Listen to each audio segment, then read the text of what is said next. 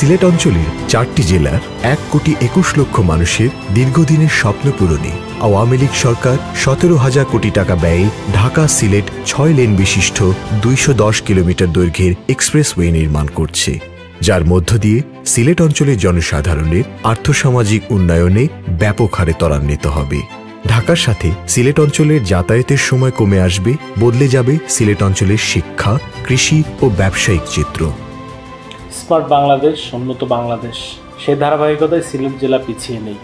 সার্বিক উন্নয়ন প্রক্রিয়ায় সিলেট জেলার কৃষি, স্বাস্থ্য, শিক্ষা, যোগাযোগ, তথ্য প্রযুক্তি খাতে অগণিত উন্নয়ন সাধন করেছে, যার মাধ্যমে আমরা স্মার্ট বাংলাদেশ এবং উন্নত বাংলাদেশ গড়ব, জাতির পিতার সেই স্বপ্নকে বাস্তবায়নের মাধ্যমে। সিলেটে 12 কিলোমিটার দীর্ঘ কুমারগাঁও বাদাঘাট এয়ারপোর্ট সড়ক 4 লেনের মহাসড়কে উন্নীতকরণের কাজ চলছে পুরোদমে। সেই সাথে সিলেট সুনামগঞ্জ রোডে 54 কিলোমিটার দৈর্ঘ্যের আম্বরখানা টুকের বাজার সড়ক 4 লেনে উন্নীতকরণ ও 60 কিলোমিটার দৈর্ঘ্যের সিলেট তামাবিল সড়ক 6 লেনে উন্নীতকরণের কার্যক্রম চলমান রয়েছে, যা সিলেটবাসীর জীবনমান উন্নয়নের পাশাপাশি ঢাকার সাথে ব্যবসা বাণিজ্যে যোগ করবে এক নতুন মাত্রা।